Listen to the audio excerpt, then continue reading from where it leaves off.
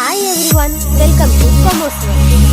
Then നമുക്കിതിൽ next വരുന്ന concept ആണ് ഫാക്ടറിങ് എന്ന് പറയുന്നത്. അതായത് ഈ ഫാക്ടറിങ് എന്ന് പറയുന്ന സമയത്ത് ഈ ഡെപ്റ്റേഴ്സും അതേപോലെ തന്നെ ബിൽസ് റിസീവബിൾസ് ഉണ്ടാകും. അതിൽ വരുന്ന റിസ്കിനെയാണ് നമ്മൾ ഈ ഫാക്ടറിങ് എന്ന് പറയുന്നത്. ഓക്കെ, സോ ഈ ബിസിനസ് എന്റർപ്രൈസസ് വന്നിട്ട് ഈ ഡെപ്റ്റേഴ്സും അതേപോലെ തന്നെ മറ്റുള്ള റിസീവബിൾസ് എല്ലാം ക്യാഷ് ആയിട്ട് തന്നെ അവർക്ക് കൊടുത്തു തീർക്കാനും അല്ലെങ്കിൽ കിട്ടാനും വേണ്ടിയിട്ട് അവർ നോക്കുന്നത്. ഓക്കെ, ക്യാഷ് ആയിട്ട് തന്നെ, അല്ലെങ്കിൽ ഡിസ്കൗണ്ട് നോട്ടാണെങ്കിലും ക്യാഷ് ആയിട്ട് കിട്ടാനാണ് അവർ നോക്കുന്നത്.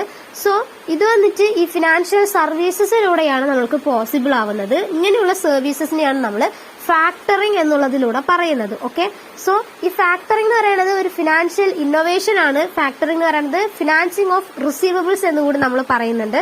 അതേപോലെ തന്നെ it means to make or to get things done.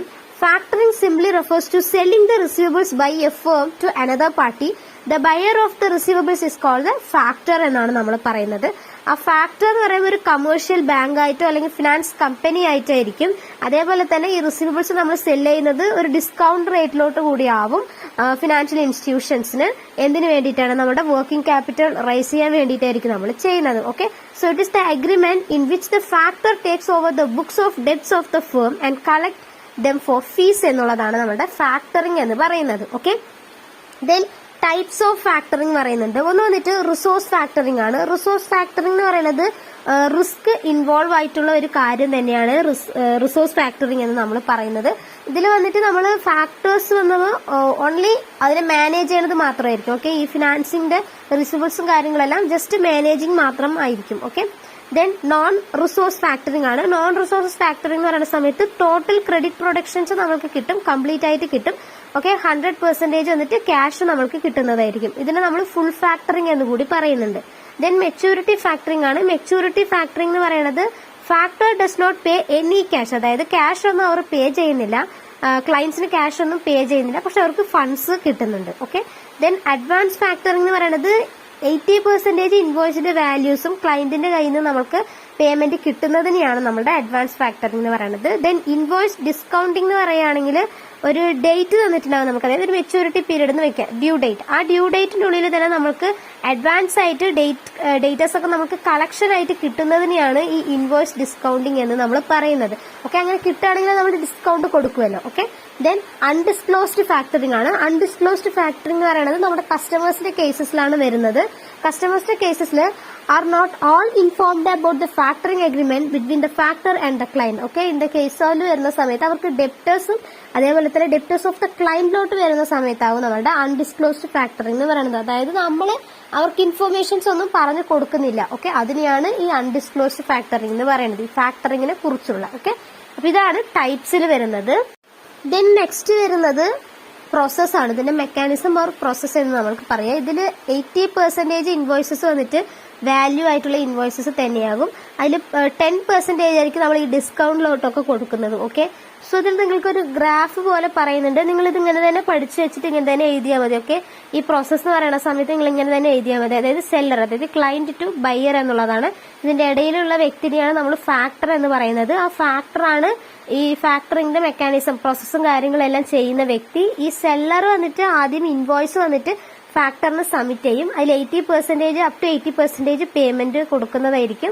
Balance 20% ആയിരിക്കും ഈ റിയലൈസേഷൻ എന്നുള്ളത്. ദെൻ ഇത് വന്നിട്ട് നമ്മളുടെ ഫാക്ടറിലൂടെ എത്തി നമ്മളുടെ ബയറിലോട്ട് എത്തുന്ന സമയത്ത് ആ സ്റ്റേറ്റ്മെന്റ് കസ്റ്റമറിലോട്ടായിരിക്കും പോകുന്നത്. ദെൻ ആയിരിക്കും നമുക്ക് പേയ്മെന്റ് കിട്ടുന്നത്. ഓക്കെ, ഇതാകും ഇതിന്റെ പ്രോസസ് ആയിട്ട് വരുന്നത്. ദെൻ നെക്സ്റ്റ് പറയുന്നത് ഇതിന്റെ ഫീച്ചേഴ്സ് ആണ്. ഫീച്ചേഴ്സ് എന്ന് പറയുമ്പോൾ ഒന്ന് വന്നിട്ട് ഇത് പറയുമ്പോൾ ഒരു ഫിനാൻഷ്യൽ സർവീസസിന്റെ ബേസിസിൽ വരുന്നതാണ്. ഓക്കെ, ഫിനാൻഷ്യൽ സർവീസസിന്റെ ബേസിസിൽ വരുന്നതാണ്. Credit as well as cash ആയിട്ടും വരുന്നത് തന്നെയാണ്. ദെൻ ഈ പെർച്ചേസ് നമ്മൾ ചെയ്യുന്നത് ക്രെഡിറ്റ് ആയിട്ടോ അല്ലെങ്കിൽ റിസീവബിൾസ് ആയിട്ടോ നമ്മൾ കളക്ട് ചെയ്യുന്നത് ആ ഡ്യൂ ഡേറ്റ് എന്നുള്ളതിന്റെ ബേസിസിലാവും. ഓക്കെ, ദെൻ ഫാക്ടറിൽ തന്നെ ഫിനാൻഷ്യൽ ഇൻസ്റ്റിറ്റ്യൂഷൻ വരുന്ന സമയത്ത് കൊമേഴ്ഷ്യൽ ബാങ്ക്സോ അല്ലെങ്കിൽ കമ്പനീസോ ആയിരിക്കും ആ ഫാക്ടർ എന്നുള്ള ഒരു വ്യക്തിയായിട്ട് നമ്മൾ അവിടെ കാണുന്നത്. ഓക്കെ, പിന്നെ ഈ ഫാക്ടറിന്റെ സ്പെഷ്യലൈസേഷൻസും കാര്യങ്ങളൊക്കെ വരുന്ന സമയത്ത് ഇത് ഹാൻഡിൽ ചെയ്യുന്നതും കളക്ട് ചെയ്യുന്നതും എല്ലാം എഫിഷ്യന്റ് ആയിട്ടുള്ള മാനേജേഴ്സ് തന്നെയാവും ഇത് കളക്ട് ചെയ്യുന്നത്. പിന്നെ ഈ ഫാക്ടർ വന്നിട്ട് റെസ്പോൺസിബിൾ ആവുന്നത് സെയിൽസ് അക്കൗണ്ടിങ്ങിനും അതേപോലെ തന്നെ ഡെപ്റ്റ് കളക്ട് ചെയ്യാനും അതേപോലെ തന്നെ നമ്മുടെ ക്രെഡിറ്റിന്റെ മോണിറ്ററിംഗ് ഒക്കെ ഉണ്ടാകുമല്ലോ, അതിന് വേണ്ടിയിട്ടൊക്കെയാണ് നമ്മൾ ഫാക്ടർ റെസ്പോൺസിബിൾ ആവുന്നത്. ഓക്കെ, പിന്നെ വന്നിട്ട് ഇതിന്റെ പീരീഡ്, ഫാക്ടറിംഗിന്റെ പീരീഡ് എന്ന് പറയുന്നത് 90 to 150 ഡേയ്സ് ആകും. ഓക്കെ, അപ്പൊ ഇത്രയാണ് അതിൽ വരുന്ന ഫീച്ചേഴ്സ് എന്ന് പറയുന്നത്. ദെൻ നെക്സ്റ്റ് വരുന്നത് ഫങ്ഷൻസ് ആണ്, ഫാക്ടറുടെ ഫങ്ഷൻസ് ആണ്. ഒന്ന് വന്നിട്ട് പ്രൊവിഷൻ ഓഫ് ഫിനാൻസ് ആണ്. അതായത് ഫാക്ടർ വന്നിട്ട് നമ്മുടെ ഡെപ്റ്റ് മേടിച്ചുകൊണ്ട് പോവുകയാണെങ്കിൽ 80% നമ്മൾ ജനറലി അത് റിസീവബിൾസ് ആവണം എന്ന് നമ്മൾ പറഞ്ഞില്ലേ. സോ അതാണ് അത് ആദ്യത്തെ പ്രൊവിഷൻസ് ആയിട്ട് പറയുന്നത്. രണ്ടാമത്തത് അഡ്മിനിസ്ട്രേഷൻ ആയിരിക്കും. അതായത് ഈ ലെഡ്ജറിന്റെ കാര്യങ്ങൾ വരുന്ന സമയത്ത് അതിൻ്റെതായിട്ടുള്ള ഒരു അഡ്മിനിസ്ട്രേറ്റീവ് വർക്ക് വന്നിട്ട് നമ്മുടെ ഫാക്ടർ ചെയ്യുന്നുണ്ട്. 2 കോപ്പീസിന്റെ ഇൻവോയ്സ് മെയിൻറ്റെയിൻ ചെയ്യുന്നുണ്ട്. ഒന്ന് വന്നിട്ട് ഫാക്ടറിയുടെ കയ്യിൽ വെക്കാനും ഇന്നൊന്ന് വന്നിട്ട് നമ്മുടെ കമ്പനിയുടെ ആ ഹെഡിന്റെ കയ്യിൽ കൊടുക്കാനും ആയിരിക്കും 2 കോപ്പീസ് വെച്ചിട്ടുണ്ടാവുന്നത്, ഇൻവോയ്സിന്റെ കോപ്പീസ്. ഓക്കെ, ദെൻ നെക്സ്റ്റ് വന്നിട്ട് ഈ റിസീവബിൾസ് കളക്ട് ചെയ്യുക എന്നുള്ളതാണ് ചെയ്യേണ്ടത്. സോ അത് കളക്ട് ചെയ്യുന്ന സമയത്ത് കൃത്യമായിട്ട് കളക്ട് ചെയ്യണം എന്നുള്ളതാണ് നമുക്ക് പറയുന്നത്. Then next production against risk ആണ്. ഈ ഫാക്ടർ തന്നെ നമ്മൾ അപ്പോയിന്റ് ചെയ്യുന്നത് തന്നെ നമ്മുടെ റിസ്കിൽ നിന്ന് നമുക്ക് റിഡക്ഷൻ കിട്ടാൻ വേണ്ടിയിട്ടാണ്. സോ ഈ പേഴ്സൺ തന്നെ നമുക്ക് റിസ്കിന്റെ എഗെയിൻസ്റ്റ് ആയിട്ട് ഒരു പ്രൊട്ടക്ഷൻ ആയിട്ട് തന്നെ നമുക്ക് നിൽക്കുന്നുണ്ട് എന്നാണ് പറയുന്നത്. ദെൻ ക്രെഡിറ്റ് മാനേജ്മെന്റിന് ഹെൽപ്ഫുൾ ആണ്. ഓക്കെ, നമ്മുടെ ക്രെഡിറ്റും കാര്യങ്ങളും ബാങ്ക്സ് ആകട്ടെ അല്ലെങ്കിൽ മറ്റുള്ള ക്ലയൻസിന്റെ കയ്യിൽ നിന്ന് ഉള്ള ക്രെഡിറ്റ് മാനേജ്മെന്റ്സിനെല്ലാം ഹെൽപ്ഫുൾ ആണ്. പിന്നെ ഒരു അഡ്വൈസറി സർവീസസ് വന്നിട്ട് ഒരു ബിസിനസ് ഓർഗനൈസേഷന് തരുന്നുണ്ട്. ഓക്കെ, അപ്പൊ ഇത്രയാണ് ഫാക്ടറിംഗ് എന്നുള്ള ഒരു കൺസെപ്റ്റിൽ വരുന്നത്. ദെൻ നെക്സ്റ്റ് വരുന്ന കൺസെപ്റ്റ് ആണ് സെക്യൂരിറ്റൈസേഷൻ എന്ന് പറയുന്ന കൺസെപ്റ്റ്. സോ ഇതെന്ന് പറയുന്നത് ഒരു ഫിനാൻഷ്യൽ ഇന്നോവേഷൻ തന്നെയാണ്. അതായത് നമ്മൾ ഇതിന് മുന്നിൽ പറഞ്ഞ ഫാക്ടറിംഗ് പോലെയുള്ള ഒരു ഇന്നോവേഷൻ കൺസെപ്റ്റ് ആണ് ഈ സെക്യൂരിറ്റൈസേഷൻ എന്ന് പറയുന്നതും. ഇതെന്ന് പറയുന്നത് ഒരു ഫിനാൻഷ്യൽ അസറ്റ്സ് ആയിട്ടുള്ള ലോൺ റിസീവബിൾസും അതേപോലെ തന്നെ ക്രെഡിറ്റ് കാർഡ്സ്, ഹയർ പർച്ചേസസ്, അതേപോലെ തന്നെ ലീസ് റിസീവബിൾസ്, ഇങ്ങനെയുള്ള കാര്യങ്ങളിലോട്ടൊക്കെ ഇത് വരുന്നതാണ്. Okay, so it is the transformation of illiquid non marketable assets into securities which are liquid and marketable assets. അതായത് ഇല്ലിക്വിഡ് ആയിട്ടുള്ളതും അതേപോലെ തന്നെ നോൺ മാർക്കറ്റബിൾ അസറ്റ്സിനെയും ലിക്വിഡ് ആയിട്ടും മാർക്കറ്റബിൾ ആയിട്ടും കൺവേർട്ട് ചെയ്യുന്നതിനെയാണ് നമ്മുടെ സെക്യൂരിറ്റൈസേഷൻ എന്നുള്ള ഒരു കൺസെപ്റ്റിലൂടെ പറയുന്നത്. ഓക്കെ, സോ ഇതിൽ ഇൻവോൾവ് ആകുന്ന പാർട്ടീസ് ആണ് ഒന്ന് വന്നിട്ട് ഓർഗനൈറ്റർ എന്നാണ്. ഓർഗനൈറ്റർ എന്ന് പറയുമ്പോൾ നമ്മുടെ അസറ്റ്സിനെ മാനേജ് ചെയ്യുന്ന ആ പേഴ്സണിനെ പറയുന്ന പേരാണ്. ദെൻ സ്പെഷ്യൽ പേർപ്പസ് വെഹിക്കിൾ ആണ്, SPV എന്ന് പറയും. ഈ പേഴ്സൺസ് പറയുന്നത് നമ്മുടെ ഓർഗനൈറ്റർ ആയിട്ട് അപ്പോയിന്റ് ചെയ്യുന്ന ഒരു പേഴ്സൺസ് തന്നെയാണ്. ഓക്കെ, അവരും ആ സെക്യൂരിറ്റൈസേഷൻ പേർപ്പസിന് വേണ്ടി നിൽക്കുന്ന ഒരു പേഴ്സൺ തന്നെയാണ്. പിന്നെ ഇൻവെസ്റ്റർ ആണ്. ഇൻവെസ്റ്റർ എന്ന് പറയുന്നത് മണി ഇൻവെസ്റ്റ് ചെയ്ത പേഴ്സണെയാണ് നമ്മൾ ഇൻവെസ്റ്റർ എന്ന് പറയുന്നത്. ഒബ്ലിഗസ് ആണ്. ഒബ്ലിഗസ് പറയുന്ന സമയത്ത് നമ്മുടെ ബോറോവേഴ്സിനെയാണ് നമ്മൾ പറയുന്നത്. ഓക്കെ, ദെൻ ക്രെഡിറ്റ് റേറ്റിംഗ് ഏജൻസിയാണ്. ക്രെഡിറ്റ് റേറ്റിംഗ് ഏജൻസി വന്നിട്ട് ഈ കാര്യത്തിൽ ഇടപെട്ടിട്ടാണ് നമ്മൾക്ക് ഈ ഇല്ലിക്വിഡ് ക്യാഷിനെ ലിക്വിഡ് ക്യാഷ് ആയിട്ട് കൺവേർട്ട് ചെയ്ത് തരുന്നത്. ദെൻ സർവീസർ ആണ്. സർവീസർ എന്ന് പറയുന്ന സമയത്ത് പേയ്മെന്റ്സ് കളക്ട് ചെയ്യുന്ന പേഴ്സണെയാണ്, ലൈക്ക് ഒറിജിനൽ ഡെപ്റ്ററിനെയാണ് നമ്മൾ സർവീസർ എന്ന് പറയുന്നത്. ദെൻ നെക്സ്റ്റ് ക്രെഡിറ്റ് എൻഗേജർ ആണ്. ക്രെഡിറ്റ് എൻഗേജർ എന്ന് പറയുന്ന സമയത്ത് നമ്മുടെ ബാങ്കിനെയോ അല്ലെങ്കിൽ ഇൻഷുറൻസ് കമ്പനീസ് അങ്ങനെ വരുന്നവരെയാണ് നമ്മൾ ക്രെഡിറ്റ് എൻഗേജർ എന്ന് പറയുന്നത്. ഓക്കെ, ഇത്ര ആൾക്കാരാണ് നമ്മളുടെ പാർട്ടീസ് ആയിട്ട് വരുന്നത്. ദെൻ നെക്സ്റ്റ് വരുന്നത് ഈ സെക്യൂരിറ്റൈസേഷൻ നമ്മൾ ചെയ്യുകയാണെങ്കിൽ അതിന് ചില സ്റ്റെപ്സ് ഉണ്ട്, ഒരു 5 സ്റ്റെപ്സ് ഉണ്ട്. ആദ്യം വന്നിട്ട് നമ്മൾ അതിനെ ഓർഗനൈസേഷൻ ചെയ്യണം. അതായത് ബാങ്കോ അല്ലെങ്കിൽ ഫിനാൻഷ്യൽ ഇൻസ്റ്റിറ്റ്യൂഷനോ അല്ലെങ്കിൽ നമ്മുടെ NBFC അങ്ങനെയുള്ള ഒരു രീതിയിലോട്ട് നമ്മൾ ചെയ്തിട്ട് എവിടെ നിന്നാണ് നമ്മൾ ഇതിനെ ഇല്ലിക്വിഡിൽ നിന്ന് ലിക്വിഡ് ആക്കണം എന്നുള്ളത് നമ്മൾ ആദ്യം ഓർഗനൈസ് ചെയ്തതിന് ശേഷമാകും ഈ ഓർഗനൈസർ തന്നെ അത് ഏറ്റെടുക്കുന്നത്. ഓക്കെ, ലൈക്ക് നമ്മുടെ എന്താണ് നമ്മുടെ കാർഡ് ബാലൻസോ അല്ലെങ്കിൽ മോർഗേജോ ട്രേഡ് ഡെപ്റ്റേഴ്സോ ഇങ്ങനെയുള്ള ഏത് കാര്യങ്ങളാണ് നമ്മൾക്ക് ലിക്വിഡായിട്ട് മാറ്റണം എന്നുള്ളത് നമ്മൾ ആദ്യം ഓർഗനൈസേഷൻ ചെയ്യണം.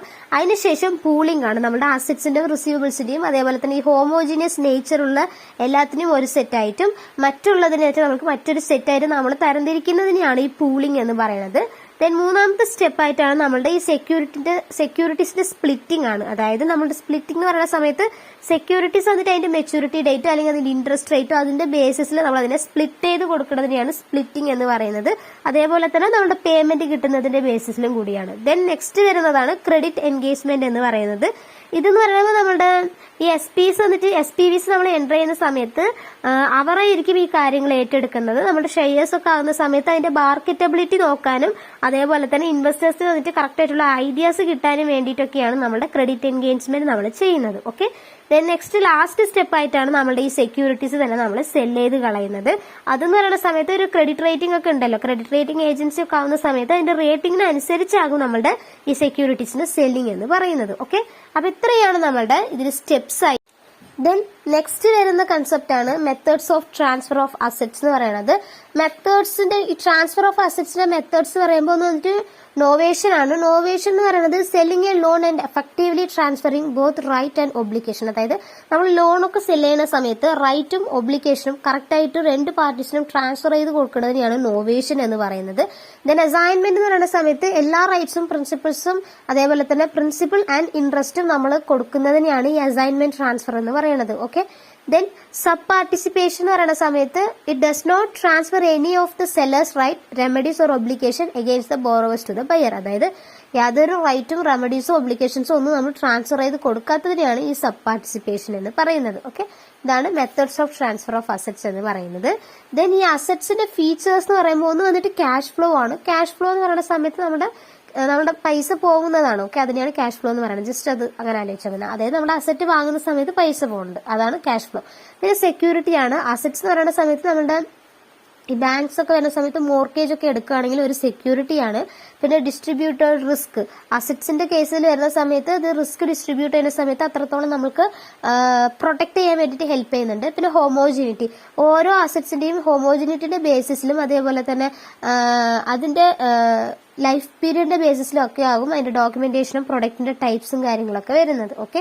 ദെൻ നെക്സ്റ്റ് കപ്പാസിറ്റി ആണ്. കപ്പാസിറ്റി എന്ന് പറയുന്ന സമയത്ത് ഓരോ ട്രാൻസാക്ഷൻസും അസറ്റ്സിന്റെ ബേസിസിൽ നമ്മൾ നടക്കുന്ന സമയത്ത് ഈ സെക്യൂരിറ്റൈസേഷനിൽ തന്നെ അതിൻ്റെതായിട്ടൊരു കപ്പാസിറ്റിയും അതിൻ്റെതായിട്ടൊരു അസൈൻമെന്റ്സും കാര്യങ്ങളൊക്കെ ഉണ്ടാകും. ഓക്കെ. അതിനെയാണ് കപ്പാസിറ്റി എന്ന് പറയുന്നത്. ദെൻ ഇൻഡിപെൻഡൻസ് ഫ്രം ഓർഗനൈറ്റർ ആണ്. അതായത് ഒരു ഓർഗനൈറ്ററിന് കയ്യിൽ നിന്ന് നമുക്കൊരു ഇൻഡിപെൻഡൻസ് കിട്ടുന്നതിനെയാണ് ഇതിൽ പറയുന്നത്. ഒരു ടെക്നിക്കൽ മാറ്റേഴ്സ് എന്താകുകയാണെങ്കിലും ഓർഗനൈറ്റർ തന്നെ അത് തീരുമാനിക്കാതെ ഈ അസറ്റ്സിന്റെ ബേസിസിൽ തീരുമാനിക്കാനുള്ള ഒരു റൈറ്റിനെയും കൂടിയാണ് നമ്മൾ പറയുന്നത്. ഓക്കെ. ഇത്രയാണ് അസറ്റ്സിന് വരുന്ന ഫീച്ചേഴ്സ് എന്ന് പറയുന്നത്. ദെൻ നെക്സ്റ്റ് വരുന്നത് ടൈപ്സ് ഓഫ് സെക്യൂരിറ്റൈസേഷൻ ആണ്. ടൈപ്സ് ഓഫ് സെക്യൂരിറ്റൈസേഷൻ നമ്മൾ പറയുന്നതാണ് അസറ്റ്സ് ബാക്ക്ഡ് സെക്യൂരിറ്റൈസേഷൻ, ABS ആണ് എന്നാണ് നമ്മൾ അതിനെ പറയുന്നത്. ഇതിൽ നമ്മൾ കറണ്ടും അതേപോലെ തന്നെ നമ്മളുടെ മൂവബിൾ ഫിക്സഡ് അസറ്റ്സും ആണ് ഇതിൽ വരുന്നത്. Okay. Current assets as well as movable fixed assets ആണ് വരുന്നത്. ഇതിൽ നടക്കുന്ന ട്രാൻസാക്ഷനെയാണ് നമ്മൾ ABS എന്ന് പറയുന്നത്. ഓക്കെ. ബിക്കോസ് ഇതിൽ വന്നിട്ട് ഇൻവെസ്റ്റേഴ്സ് വന്നിട്ട് അവരുടെ പെർഫോമൻസ് എല്ലാം നമ്മൾ കൊളാട്രൽ സെക്യൂരിറ്റീസിന്റെ ബേസിസിലാവും ചെയ്യുന്നത്. സോ അതുകൊണ്ടാണ് നമ്മൾ ഇതിന് ABS എന്ന് പറയുന്നത്. ദെൻ നെക്സ്റ്റ് വരുന്നത് മോർട്ടേജ് ബാക്ക്ഡ് സെക്യൂരിറ്റൈസേഷൻ, MBS എന്നാണ്. ഇതിൽ നമ്മൾ ചെയ്യുന്നത് വന്നിട്ട് മൂവബിൾ ഫിക്സഡ് അസറ്റ്സ് വെച്ച് മാത്രമാണ് നമ്മളിത് ചെയ്യുന്നത്. സോ ഇവിടെ വന്നിട്ട് ലെൻഡേഴ്സിനായിരിക്കും ഇതിന്റെ പ്രോപ്പർട്ടിനെ സെല് ചെയ്യാനും അതേപോലെ തന്നെ മറ്റുള്ള റൈറ്റ്സും കാര്യങ്ങളൊക്കെ കിട്ടുന്നത്. ഇതാണ് രണ്ട് ടൈപ്സ് ഓഫ് സെക്യൂരിറ്റൈസേഷൻ എന്ന് നമുക്ക് പറയുന്നത്. ഓക്കെ.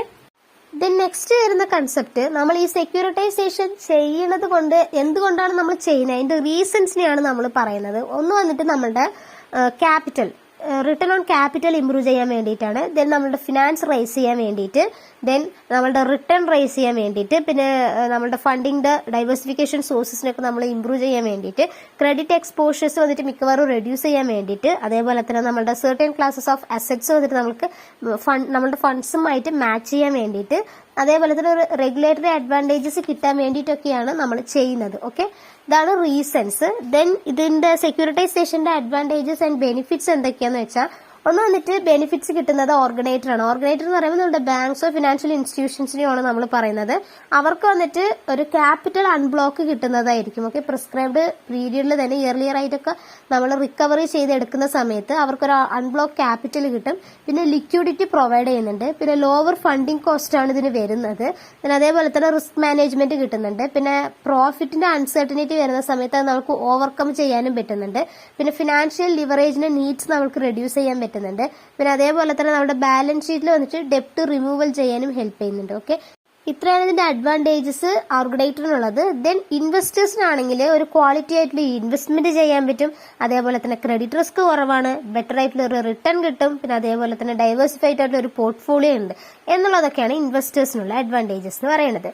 ദെൻ മൂന്നാമത്തേത് പറയുന്നത് ബയേഴ്സിനാണെങ്കിലോ, ബയേഴ്സിന് വന്നിട്ട് ഇവർക്ക് ട്രാൻസാക്ഷൻ ചെയ്യുന്ന സമയത്ത് റിസീവബിൾസിന്റെ സ്ട്രെങ്ത്തും വീക്ക്നെസ്സും എത്രയാണെന്ന് അറിയാൻ പറ്റും. അതേപോലെ തന്നെ സേഫ് ആണോ അല്ലയോ എന്നുള്ളത് നമുക്ക് നോക്കാൻ പറ്റുന്നതായിരിക്കും. പിന്നെ അതേപോലെ തന്നെ റിസീവബിൾസ് പർച്ചേസ് ചെയ്യുന്ന സമയത്ത് നമുക്ക് ഡിസ്കൗണ്ട് വാല്യൂവിൽ പർച്ചേസ് ചെയ്യാനും പറ്റും. ഓക്കെ. ദെൻ നേഷൻ ആൻഡ് സൊസൈറ്റിക്കുള്ള ബെനിഫിറ്റ്സ് എന്ന് പറയുന്ന സമയത്ത് അവൈലബിലിറ്റി ഇൻക്രീസ് ചെയ്യുന്നുണ്ട്, ഫിനാൻസിന്റെ അവൈലബിലിറ്റി ഇൻക്രീസ് ആവുന്നുണ്ട്. അതേപോലെ തന്നെ നമ്മുടെ സ്കേഴ്സ് റിസോഴ്സിന്റെ അലൊക്കേഷന് ഹെൽപ്ഫുൾ ആണ്. അതേപോലെ തന്നെ നമ്മുടെ സൊസൈറ്റിയുടെ ഗോൾസ് അച്ചീവ്മെന്റ്സിനും ഫെസിലിറ്റേറ്റ് ചെയ്യുന്നുണ്ട്. പിന്നെ ഫണ്ട്സിന്റെ സപ്ലിമെന്റ്സിനും നമുക്ക് ഇൻക്രീസ് ചെയ്യാനും അതേപോലെ തന്നെ ഇംപ്രൂവ് ചെയ്യാനായിട്ടൊക്കെ ഹെൽപ്പ് ചെയ്യുന്നുണ്ട്. ഓക്കെ, ഇത്രയാണ് അഡ്വാൻറ്റേജസ് ഓർ ബെനിഫിറ്റ്സിൽ പറയുന്നത്. ദെൻ നെക്സ്റ്റ് ഇതിന്റെ ഡിസഡ്വാൻറ്റേജസ് ആണെങ്കിൽ ഒന്ന് വന്നിട്ട് ട്രാൻസ്പെറൻസി എന്നുള്ളതാണ്. ട്രാൻസ്പെറൻസി എന്ന് പറയുമ്പോൾ എല്ലാ കാര്യങ്ങളും ഡിസ്ക്ലോസ് ചെയ്യുന്നില്ലല്ലോ. ഓക്കെ, സോ അതാണ് ഒന്ന്. പിന്നെ ഹാൻഡിൽ ചെയ്യുന്നത് എന്ന് പറയുന്നത് കോംപ്ലക്സ് ആണ്. ഓക്കെ, പെട്ടെന്ന് തന്നെ നമ്മുടെ റിസീവബിൾസ് നമുക്ക് ഹാൻഡിൽ ചെയ്യുക എന്ന് പറയുന്നത് തന്നെ ബുദ്ധിമുട്ടായിട്ടുള്ള ഒരു കാര്യമാണ്. അതേപോലെ തന്നെ എക്സ്പെൻസീവ് ആണ്, റിസ്കും ആണ്. അതേപോലെ തന്നെ ഇൻഅക്യൂറേറ്റ് ആയിട്ടുള്ള ഒരു റിസ്ക് മാനേജ്മെന്റും ഉണ്ടാകും. അതേപോലെ തന്നെ നമുക്ക് ഇത്ര തന്നെ റിസ്ക് എന്ന് പറയാനൊന്നും പറ്റത്തില്ല. ഇൻഅക്യൂറേറ്റ് ആയിട്ടുള്ള ഒരു റിസ്ക് അസസ്മെന്റും കാര്യങ്ങളൊക്കെ നമ്മൾ അവിടെ ചെയ്യേണ്ടതായിട്ടുണ്ട്. അതേപോലെ തന്നെ നമ്മുടെ പ്രീ പേയ്മെന്റ് എന്ന് പറയുന്നത് നമുക്ക് ലോസ് ആയിട്ട് പോകാനുള്ള സാധ്യതകളും ഉണ്ട്. ഓക്കെ, ഇത്രയൊക്കെയാണ് ഇതിന്റെ ഡിസഡ്വാൻറ്റേജസ് എന്ന് പറയുന്നത്. ഇതാണ് നിങ്ങളുടെ സെക്യൂരിറ്റൈസേഷൻ എന്നുള്ള കൺസെപ്റ്റിൽ നിങ്ങൾക്ക് പഠിക്കാനായിട്ട് വരുന്നത്. ഓക്കെ, ദെൻ നെക്സ്റ്റ് വരുന്ന ഇമ്പോർട്ടന്റ് കൺസെപ്റ്റ് ആണ് ഫിനാൻഷ്യൽ എഞ്ചിനീയറിംഗ് എന്ന് പറയുന്നത്. ഇത് നിങ്ങൾക്ക് ഇതിന്റെ മുന്നിലത്തെ എക്സാമിന് ചോദിച്ചൊരു കൺസെപ്റ്റ് ആണ്. ഫിനാൻഷ്യൽ എഞ്ചിനീയറിംഗ് എന്ന് പറഞ്ഞാൽ എന്താണ്, അതിനെ എക്സ്പ്ലെയിൻ ചെയ്യാൻ പറഞ്ഞിട്ട് ഐ തിങ്ക് സെക്ഷൻ ബിയിൽ ചോദിച്ചൊരു കൺസെപ്റ്റ് ആണ്. ഓക്കെ, സോ ഈ ഫിനാൻഷ്യൽ എഞ്ചിനീയറിംഗ് എന്ന് പറയുന്നത് നമ്മുടെ മാത്തമാറ്റിക്കൽ ടെക്നിക്സ് യൂസ് ചെയ്തിട്ട് നമ്മുടെ ഫിനാൻഷ്യൽ പ്രോബ്ലംസ് നമ്മൾ സോൾവ് ചെയ്യുന്നതിനെയാണ് ഫിനാൻഷ്യൽ എഞ്ചിനീയറിംഗ് എന്ന് പറയുന്നത്. ഓക്കെ, ഈ പ്രോബ്ലംസ് എന്ന് പറയുന്ന സമയത്ത് നമ്മുടെ ഡെറിവേറ്റീവ് ഇൻസ്ട്രുമെന്റ്സ് ആയിട്ട് നമ്മുടെ ഓപ്ഷൻ, സ്വാപ്പ്, ഫോർവേഡ്, ഫ്യൂച്ചർ എന്നുള്ള കാര്യങ്ങളൊക്കെ ഉണ്ടാവൂലേ, അതിന് വരുന്നതാണ് ഈ ഫിനാൻഷ്യൽ എഞ്ചിനീയറിംഗ് എന്നുള്ള ഒരു കൺസെപ്റ്റ്. റിസ്ക് മാനേജ്മെന്റ്സിനും അതേപോലെ തന്നെ ഫിനാൻഷ്യൽ മാർക്കറ്റിന്റെ റെഗുലേഷൻസിനും വേണ്ടിയിട്ടൊക്കെയാണ് നമ്മുടെ ഫിനാൻഷ്യൽ എഞ്ചിനീയറിംഗ് നമ്മൾ യൂസ് ചെയ്യണത്. ചില സാഹചര്യങ്ങളിൽ നമ്മുടെ ഒരു ക്വാണ്ടിറ്റേറ്റീവ് അനാലിസിസ് ആയിട്ടും യൂസ് ചെയ്യുന്നുണ്ട്. അതേപോലെ തന്നെ നമ്മുടെ റെഗുലർ കമേഴ്ഷ്യൽ ബാങ്ക്സിലും ഇൻവെസ്റ്റ്മെന്റ് ബാങ്ക്സിലും ഇൻഷുറൻസ് ഏജൻസിയിൽ ഹെഡ്ജിംഗ് ഫണ്ട്സിലെല്ലാം നമ്മൾ ഫിനാൻഷ്യൽ എഞ്ചിനീയറിംഗ് യൂസ് ചെയ്യുന്നുണ്ട്. ഫിനാൻഷ്യൽ എഞ്ചിനീയറിംഗിന് നമ്മൾ ക്വാണ്ടിറ്റേറ്റീവ് അനാലിസിസ് എന്നും അതേപോലെ തന്നെ financial mathematics, mathematical finance, then computational finance എന്നൊക്കെ നമ്മളതിന് മറ്റുള്ള പേരുകളും പറയുന്നുണ്ട്. ഓക്കെ, സോ ഷോർട്ടായിട്ട് പറയുകയാണെങ്കിൽ the financial engineering is the application of mathematical method to solve the problem in finance എന്നുള്ളതാണ് ഫിനാൻഷ്യൽ എഞ്ചിനീയറിംഗ് എന്ന് പറയുന്നത്. ഓക്കെ, ദെൻ ഈ ഫിനാൻഷ്യൽ എഞ്ചിനീയറിംഗിൽ വരുന്ന പ്രോഡക്ട്സ് എന്ന് പറയുമ്പോൾ ഒന്ന് വന്നിട്ട് ഡെറിവേറ്റീവ് ആണ്. ഡെറിവേറ്റീവ് നമ്മൾ പറയുന്ന സമയത്ത് ഇതിന് മുന്നിൽ തന്നെ പറഞ്ഞിട്ടുണ്ടായിരുന്നു, നമ്മളുടെ ഈ ഡെറിവേറ്റീവ് മാർക്കറ്റ്സിൽ വരുന്ന ആ ഇൻസ്ട്രുമെന്റ്സിന്റെ ഒരു റിസ്ക് റെഡ്യൂസ് ചെയ്യാൻ വേണ്ടിയിട്ട് നമ്മൾ യൂസ് ചെയ്യണത് എന്നാണ്. സോ അതിൽ തന്നെ അതിന് ഇതിലും പറയുന്നുണ്ട് നമ്മുടെ ഫോർവേഡ്, ഫ്യൂച്ചർ, സ്വാപ്പ് എന്നുള്ള കാര്യങ്ങളിലോട്ട് വരുന്ന ആ എമേർജിംഗ് ട്രെൻഡ്സിന് വേണ്ടിയിട്ടാണ് നമ്മളിത് യൂസ് ചെയ്യുന്നത്, ഫിനാൻഷ്യൽ ഓപ്പർച്യൂണിറ്റീസും കാര്യങ്ങളൊക്കെ അറിയാൻ വേണ്ടിയിട്ട്. ദെൻ പോർട്ട്ഫോളിയോ ഇൻഷുറൻസിൽ വന്നിട്ട് നമ്മുടെ ഫിനാൻഷ്യൽ എഞ്ചിനീയറിംഗ് യൂസ് ചെയ്യുന്നത് ക്ലയൻസിന് വന്നിട്ട് ഇൻഷുറൻസ് പോർട്ട്ഫോളിയോ എന്താണെന്നുള്ളത് അറിയിക്കാനും അതേപോലെ തന്നെ സ്റ്റോക്സ്, ബോൺസ് ഒക്കെ വരുന്ന സമയത്ത് റിസ്ക് കുറയ്ക്കാൻ വേണ്ടിയിട്ടൊക്കെയാണ് യൂസ് ചെയ്യുന്നത്. പിന്നെ സ്വാപ്പ് ആണ്. സ്വാപ്പ് എന്ന് പറയുന്ന സമയത്ത് ഇതെന്ന് പറയുന്നത് ഫിനാൻഷ്യൽ എഞ്ചിനീയറിംഗ് ഈ കൺസെപ്റ്റിലോട്ട് വരുന്നത് എക്സ്ചേഞ്ച് റേറ്റും ക്യാഷ് ഫ്ലോ ജനറേറ്റ് ചെയ്യാനായിട്ട് വേണ്ടിയിട്ടാണ് ഇവിടെ യൂസ് ചെയ്യുന്നത്. ദെൻ എക്സോഡിക് ആണ്. എക്സോഡിക് എന്ന് പറയുന്ന സമയത്ത് ഒരു ന്യൂ ഫിനാൻഷ്യൽ ഇൻസ്ട്രുമെന്റ്സ് ആയിട്ടാണ് നമ്മളിതിനെ പറയുന്നത് തന്നെ. ഈ ഇൻട്രസ്റ്റ് പേയ്മെന്റ്സിന്റെ കാര്യങ്ങളിലൊക്കെയാണ് നമ്മളിത് കൂടുതലായിട്ട് യൂസ് ചെയ്യുന്നത്. ഓക്കെ, അപ്പൊ ഇത്രയാണ് പ്രൊഡക്ട്സ് ആയിട്ട് വരുന്നത്. ദെൻ നെക്സ്റ്റ് ഇതിന്റെ അഡ്വാൻറ്റേജസ് ഓർ ബെനിഫിറ്റ്സ് ആണ്. ഒന്ന് വന്നിട്ട് റിസ്ക് റെഡ്യൂസ് ചെയ്യുന്നുണ്ട്. ഓക്കെ, റിസ്ക് റെഡ്യൂസ് ചെയ്യാൻ വേണ്ടിയിട്ടാണല്ലോ നമ്മളിത് യൂസ് ചെയ്യുന്നത് തന്നെ, അതാണ് ഒരു അഡ്വാൻറ്റേജസ്. പിന്നെ കോമ്പൻസേഷൻ ആണ്. കോമ്പൻസേഷൻ എന്ന് പറയുന്ന സമയത്ത് കുറെ ഓഫേഴ്സും കാര്യങ്ങളൊക്കെ കിട്ടുന്നുണ്ട്. റിസ്ക് മിനിമൈസേഷൻ അതേപോലെ തന്നെ ലൈക്ക് ഡിസ്കൗണ്ട്സ് പോലെയൊക്കെ കിട്ടുന്നുണ്ട്. ഓക്കെ, അതാണ് ഇതിൽ പറയുന്നത്. പിന്നെ വന്നിട്ട് അഗ്രിമെന്റ്സ് ആൻഡ് വെഞ്ചർ ആണ്. അതായത് ഒരു കമ്പനിയുടെ ഫിനാൻഷ്യൽ എഞ്ചിനീയറിംഗ് പ്രൊഡക്ട്സ് നമ്മൾ യൂസ് ചെയ്യുകയാണെങ്കിൽ ഒരു കണ്ടിജന്റ് ആയിട്ടുള്ള ഒരു പേയ്മെന്റും കിട്ടും. അതേപോലെ തന്നെ ഒരു കോൺട്രാക്ച്വൽ ആയിട്ടുള്ള ഒരു പ്രൊവിഷൻസും ഉണ്ടാകും. ലോൺസിന് തന്നെ നമുക്ക് കൺവേർട്ടബിൾ ലോൺസ് ആയിട്ടും അതേപോലെ തന്നെ അഗ്രിമെന്റ്സ് ലോൺസ് ആയിട്ടും നമുക്ക് യൂസ് ചെയ്യാനും പറ്റും. Okay, then exploits potential of financial instruments. ഒരു ഫിനാൻഷ്യൽ ഇൻസ്ട്രുമെന്റ്സിനെ എക്സ്പ്ലോയിറ്റ് ആയിട്ടും അതേപോലെ തന്നെ ന്യൂ എൻഗേജ്മെന്റ് പ്രൊഡക്റ്റ് ടൈപ്സിന് വേണ്ടിയിട്ടാണ് നമ്മളിത് കൂടുതൽ യൂസ് ചെയ്യുന്നത്.